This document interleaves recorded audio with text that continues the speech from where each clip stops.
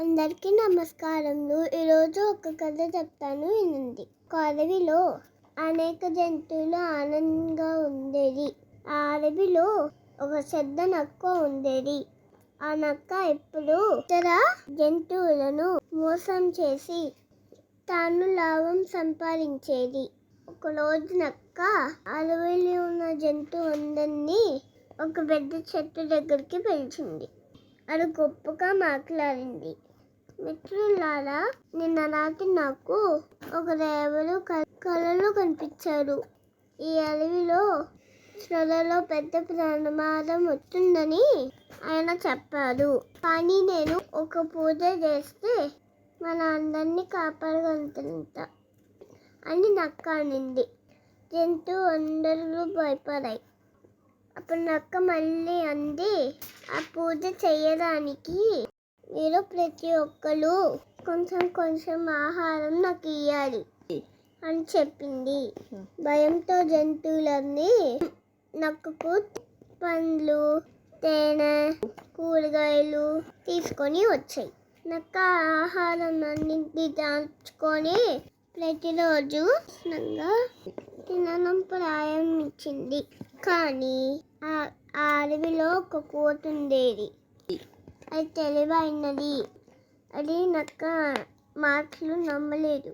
ఒకరోజు కోతి నక్కను దూరం నుండి గమనించింది. నక్క దేవుడు పూజ చేయకుండా దాచుకున్న ఆహారాన్ని తింటున్నట్టు చూసింది. అప్పుడు కోతి ఒక ఆలోచన చేసి రోజు జంతువులన్నిటినీ పిలిచి ఇలా అంది, మన అడవిలో ప్రమాదం వస్తుందో లేదో తెలుసుకోవడానికి ఈరోజు రాత్రి దేవుణ్ణి మళ్ళీ అడగాలి. అందరం కలిసి నక్క దగ్గరికి వెళ్ళి పూజ చూడాలి అని కోతి అనింది. రాత్రి నక్క దగ్గరికి వెళ్ళారు.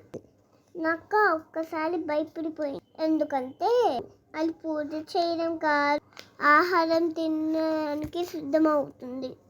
కోతి నవ్వుతూ అంది, నక్క, దేవుడు కళ్ళు వచ్చారని చెప్పావు, మరి ఆహారం దాచుకొని తినడం ఏంటి? జంతువులు నిజం తెలుసుకొని కోపంగా మందలిచ్చాయి. నక్క చాలా సిగ్గుపడింది. నేను తప్పు చేస్తాను, ఇకపై ఎవరిని మోసం చేయను అని నక్క మాటిచ్చింది. నుంచి అడవిలో జంతువులన్నీ ఇకపై చెప్పిందల్లా నమ్మకూడదని తెలుసుకున్నాయి. ఈ కథ వల్ల మీకు ఏమర్థమైంది? మోసం ఎక్కువ కాలం నిలబడు, నిజం ఎప్పటికైనా బయటపడుతుంది. ఈ కథ మీకు నచ్చినట్టయితే లైక్ చేయండి, షేర్ చేయండి, సబ్స్క్రైబ్ చేసుకొని ధన్యవాదాలు.